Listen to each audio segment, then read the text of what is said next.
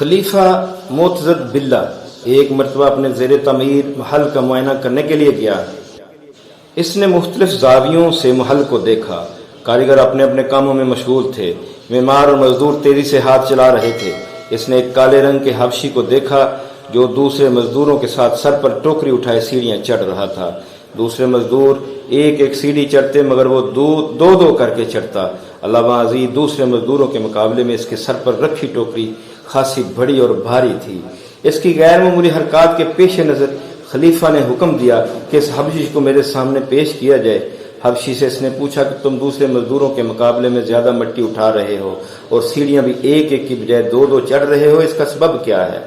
इससे कोई जवाब न बन पाया और आई बाई शाई करने लगा। खलीफा ने अपने वजीर से कहा कि इसकी बातों से मुझे झूठ और फरेब की बू आ रही है। ये शख्स या तो चोर है और दिन के वक्त काम करके अपने आप को छुपाए रखता है, या किसी जगह से खजाना इसके हाथ लगा है और गैर मुतवक्को तौर पर इसके पास दिरहम दिनार आ गए हैं। ये खलीफा की जजमेंट थी, अंदाजा था, गुमान था। इसने दोबारा इस हबशी को बुलाया और इसको जोर से थप्पड़ मारा और कहा कि सच सच बताओ तुम्हारा मामला क्या है। मेरे सवालात का सही जवाब दो वरना अभी तुम्हें कत्ल करवा दूंगा।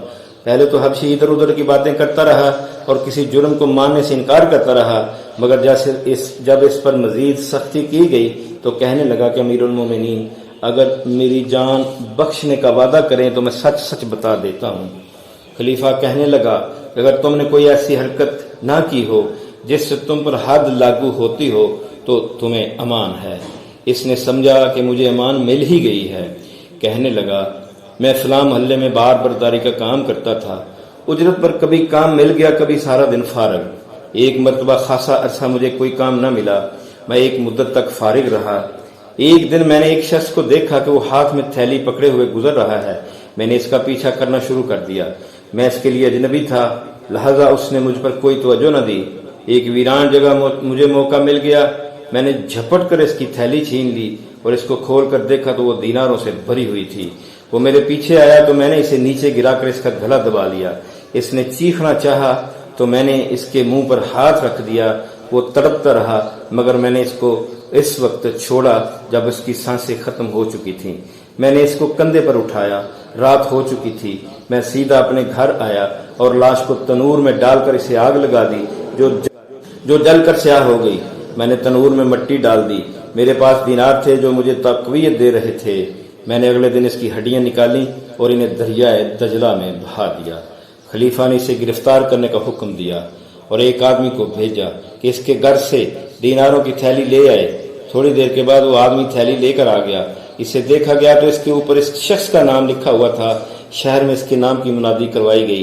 इसकी बेवा ने ऐलान सुना तो भागती हुई आई कि ये मुनादी मेरे खामद के नाम की है जो कई हफ्तों से गायब है।